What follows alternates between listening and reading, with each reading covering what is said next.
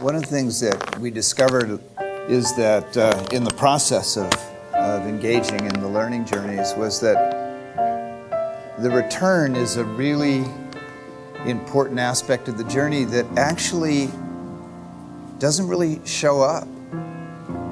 It's something that in the educational field, for example, it's completely not acknowledged. And we learned this from Sabonfa Somé, that it's the job of the village to welcome you back from the initiatory experience.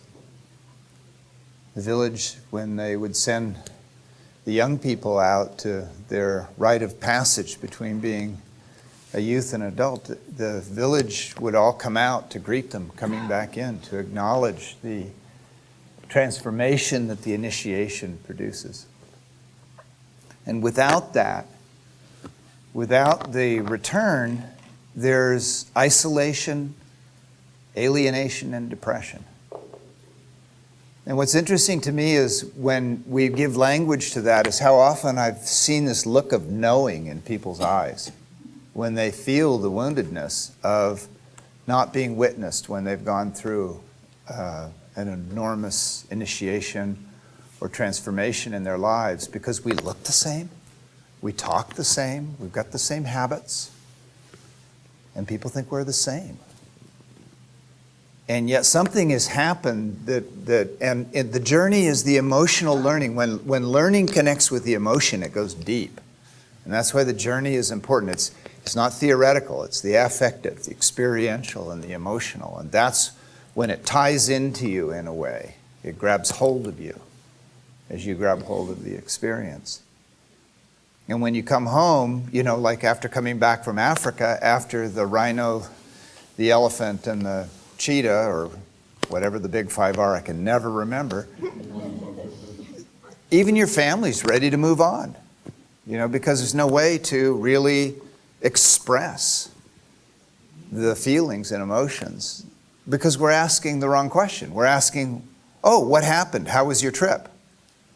And that's actually the least important part of it. What was important is how was I changed? How was I touched? How was I moved? What shifted in me? What new awareness, what gifts have I discovered that I'm bringing back to the community? So when we put the students on stage and we assemble 200 or 300 people in this room and say, okay, let's talk. And the students see the emotion of their parents, then they know. They're talking about their experience, what it meant to them, and often you see parents weeping. Is this my child? Is this my child's friend? Is this the one that spends all their time in my refrigerator? Coming out with these deep life lessons.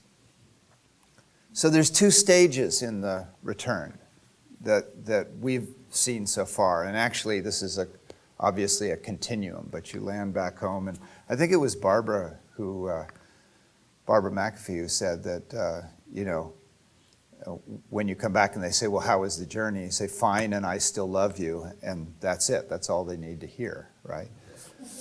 But for us on the journey, there's a moment where only the people who have experienced the journey can really understand what happened on the journey. It's only in that dialogue, because we were there, we experienced together. And so what we do in the ups and downs, and we have this little microcosm that we've created here of a community taking a journey together. We have this little microcosm. And as I was reflecting on yesterday and sort of some of the ups and downs of the day for me, and realizing interspersed in that euphoria and crash and burn moments, that what was connecting, the constellation that was connecting me was the relationship of how I was seeing and feeling and relating to the people in the room, realizing we were all having a shared experience. So the first stage of the return is for us to engage with each other and say, well, what happened for you? What was your experience? What moved you? What touched you? What mattered to you? What dismayed you? What surprised you? And then the second stage is when we come back to the larger community, and we don't even have this in our culture. There's no witnessing that takes place. So we are going to have to learn how to create the ritual of return. We have to develop literacy in this. What's the literacy of the return? Do I have the courage to set up my own return? You know, I thought, well, I'm going to invite 3 or 4 people over for dinner, but the cost of the invitation is that they're going to have to be curious and ask questions. You know, so how do we set up our own ritual of return? So the questions, and we handed out some questions. Just these are some questions. The questions are probably infinite. You know, what happened on the journey that had meaning? How was I transformed by the experience? What am I bringing back that's useful to me and my community? What did I learn? How did I change? How can I be seen by my community for who I am now? How do I tell the story of my journey? What am I conserving? What's the story? What we conserve, what we give validity to in our experience is this, and we build a story around that, and that story travels with us. And I think the most important thing is to realize that you're in charge of your own story. Is the story about how I was disappointed by someone else? Or is it a story of how I encountered a challenge and I discovered some depth in myself that I didn't understand? So at what point do you get off or shift the story in order to conserve the experience that moves you forward in your own life? Because we tend to be patterned by a repetitive story, you know. And if you discover you're telling the same story and over again, and that story that you're conserving is not moving you forward, you might want to consider shifting the story. And I think Desmond Tutu said it very well, that in terms of talking about forgiveness. That if we don't forgive, we tie ourselves to the perpetrator, to the negative experience, and we never experience the sweet liberation that comes from forgiveness. So in addition to gratitude at the end of the journey is, please forgive me, I forgive you, I love you, and farewell. So in the larger journey. So the circular nature of this is a circle. We're in the circle. The journey is the circle. The return is the beginning of the call, and the call is the beginning of the journey. And if there wasn't the return, the call and the journey would have no meaning. So we have a job to do in the return, which is to bring to consciousness, to connect with the emotion as well as the story that we put on top of that and work that material.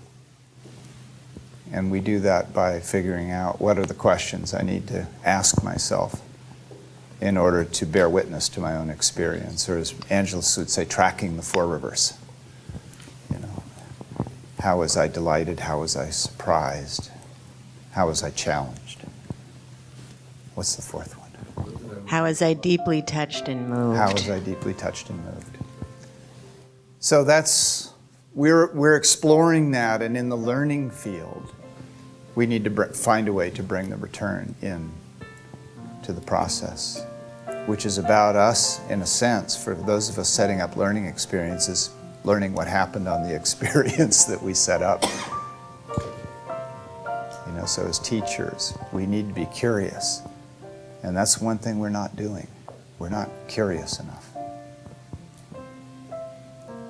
So let our curiosity begin. We get an opportunity here today to play a little bit with the return.